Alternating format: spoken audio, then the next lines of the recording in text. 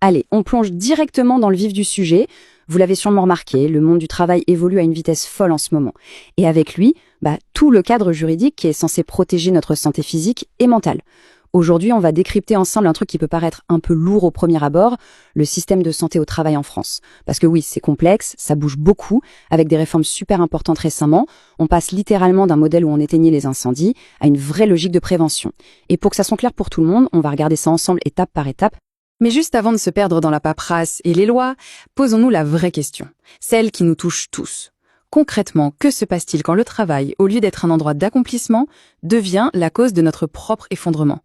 C'est une réalité dure, c'est sûr, mais c'est le point de départ absolu de la médecine du travail d'aujourd'hui, rattraper l'humain quand l'organisation professionnelle atteint ses limites.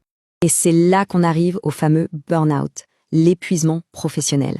Alors tenez-vous bien, c'est un truc de fou. Malgré ses ravages, ce n'est toujours pas classé officiellement comme une maladie dans les grands registres mondiaux, comme la CIM-11 ou le DSM-5. Dingue, non ? Pourtant, c'est un syndrome extrêmement précis et bien réel. Rien à voir avec une dépression classique. Le burn-out, ça prend vraiment racine au boulot, ça se nourrit du travail, avant de finir par déborder et complètement ravager la sphère personnelle. Alors, quel est notre programme pour ce décryptage ? On va voir 1. Le défi du burn-out, 2. On va décortiquer le suivi médical, 3. L'aménagement du poste de travail, 4. Les risques pour l'employeur, et enfin 5. Le passage à la prévention avant tout. On attaque tout de suite avec la première partie, le défi du burn-out et son véritable coût humain. Parce que non, on ne s'effondre pas du jour au lendemain. En fait, c'est une descente aux enfers qui se fait en 4 étapes hyper insidieuses. D'abord, l'enthousiasme. Vous savez, on est à fond, on a plein d'énergie, de grandes ambitions. Ensuite, hop, on glisse vers le surinvestissement.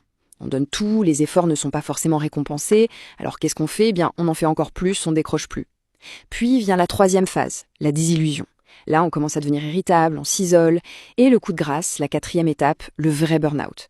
Le moment où la batterie est littéralement à plat. 0. Impossible de retourner bosser. Et regardez un peu ces chiffres, ils remettent pas mal d'idées en place.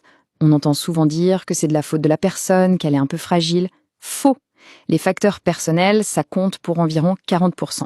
Mais la majorité, soit 60%, ce sont des facteurs liés à l'organisation du travail, l'environnement, la surcharge, et soyons honnêtes, la qualité du management. C'est vraiment ça le vrai moteur de cette pathologie. Ce qui nous amène à notre 2e partie, le suivi médical décrypté. Comment on fait pour naviguer entre l'arrêt de maladie et le retour au bureau dans le système français ? C'est souvent un vrai casse-tête administratif, alors on va mettre les choses au clair. Il y a 2 visites qui créent souvent une immense confusion. D'un côté, on a la visite de pré-reprise. Celle-là, elle sert à anticiper le retour. Elle est ouverte pour les arrêts de plus de 30 jours, mais attention, c'est facultatif. C'est au salarié ou à son médecin de l'organiser, pas à l'employeur. De l'autre côté, on a la visite de reprise. Là, c'est très différent. C'est elle qui marque officiellement la fin d'arrêt. Elle est obligatoire dans des cas bien précis. C'est à l'employeur de l'organiser et elle doit se faire dans les 8 jours maximum après la reprise du travail. D'ailleurs, parlons-en de ces fameux cas obligatoires, parce que la loi a un peu changé la donne récemment, en mars 2022. L'employeur ne peut absolument pas y couper après un congé maternité, ou si c'est une maladie professionnelle, et ce, peu importe la durée de l'arrêt. C'est aussi obligatoire après un accident du travail d'au moins 30 jours, et, nouveauté super importante, après une maladie ou un accident non professionnel d'au moins 60 jours. En dehors de ces règles très strictes, ce n'est pas une obligation légale. On passe à la partie 3, l'aménagement du poste de travail. Parce que parfois, avoir le feu vert pour revenir ne suffit pas, il faut vraiment adapter l'espace ou les horaires pour préserver la santé. Et la star incontestée de cette procédure, c'est ce document qu'on appelle dans le jargon l'annexe 4.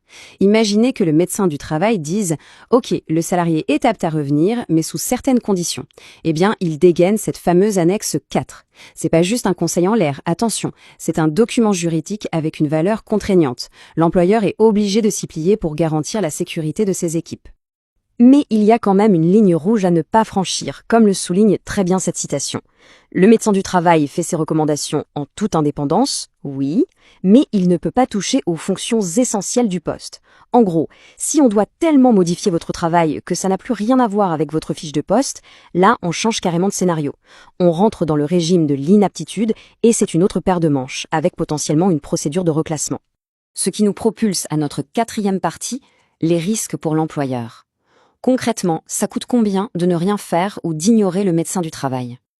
Si l'entreprise fait la sourde oreille face à une annexe 4, ça peut très vite se transformer en un vrai cauchemar juridique. D'abord, on parle du paiement de dommages et intérêts. logique. Ensuite, si la situation empire et qu'il y a une rechute, on peut invoquer la faute inexcusable de l'employeur, et là, la facture grimpe sévèrement. Pire encore, ignorer ces recommandations, ça peut contribuer à prouver une situation de harcèlement moral devant les juges. Et l'issue fatale? Une rupture du contrat de travail, totalement aux torts exclusifs de l'entreprise. Bon, alors, quelles sont les solutions si l'entreprise se retrouve vraiment dans l'impossibilité matérielle d'appliquer ces aménagements? Le droit ne lui laisse que 3 boutons sur lesquels appuyer. Le premier, demander des précisions au médecin pour y voir plus clair. Le deuxième, demander à modifier l'annexe 4, mais ça veut dire refaire une nouvelle visite médicale avec une fiche de poste mise à jour. Et enfin, l'option la plus formelle, la numéro 3, contester carrément l'avis devant les prud'hommes. Mais attention, le chrono tourne super vite. L'entreprise n'a que 15 petits jours pour le faire. Sans action dans ce délai, c'est terminé. L'avis s'impose d'office. Allez, on arrive à la 5e et dernière partie, la prévention avant tout, le grand pivot systémique. Parce que faire face à la complexité des arrêts et des burn-out, ça nécessitait de revoir le problème à la racine. C'est d'ailleurs le cœur de la récente réforme de la santé au travail. C'est un véritable changement de paradigme. C'est tellement énorme que les services ont même changé de nom. Fini les services de santé au travail, dites bonjour aux services de prévention et de santé au travail. Tout est dans le mot prévention. L'idée, c'est d'arrêter de gérer uniquement les crises pour enfin anticiper les risques bien avant que la maladie ne s'installe. Et pour bien comprendre, regardez cette phrase. Elle est très puissante et c'est désormais le mandat légal. La mission exclusive, je dis bien exclusive, c'est d'éviter toute altération de la santé à cause du travail. On n'est plus du tout dans la simple gestion des conséquences. C'est une obligation proactive. Dans les faits, ça se traduit par la création de tout un nouveau calendrier d'outils. Jetez un œil, dès le premier jour, une cellule dédiée, la PDP, pour prévention de la désinsertion professionnelle, veille au grain pour repérer les cas vulnérables. Ensuite, si un arrêt dépasse 30 jours, paf, on a le rendez-vous de liaison. Ce n'est pas un rendez-vous médical, c'est juste une rencontre pour garder le contact et éviter que la personne ne se sente totalement isolée. Et la nouveauté majeure, la visite de mi-carrière, prévue autour de 45 ans. L'objectif, faire un grand bilan pour voir si le poste correspond toujours à l'état de santé et éviter l'usure prématurée. Et pour couronner le tout, la réforme a mis en place le DMST, le dossier médical en santé au travail. En gros, toutes vos données d'exposition au boulot sont compilées et si vous êtes d'accord, elles sont versées dans votre dossier médical partagé. Ça veut dire que votre médecin traitant a enfin une vision complète, y compris de ce qui se passe au travail. Et tout ça est conservé pendant 10 ans. C'est une continuité des soins sans précédent entre la sphère privée et professionnelle. Pour terminer ce décryptage, c'est quand même fascinant de voir à quel point la loi s'est métamorphosée pour protéger notre capital santé face à la pression moderne. On ne se contente plus de gérer des retours avec des petites annexes 4, on force littéralement les entreprises à intervenir à la racine. Ce qui nous laisse avec une question ouverte et franchement essentielle, avec tous ces nouveaux outils juridiques proactifs, comment ce passage forcé vers la prévention va-t-il vraiment redéfinir l'équilibre et les relations de pouvoir dans nos entreprises demain? C'est le grand enjeu des années à venir. Merci beaucoup d'avoir suivi cette analyse avec nous et à très bientôt.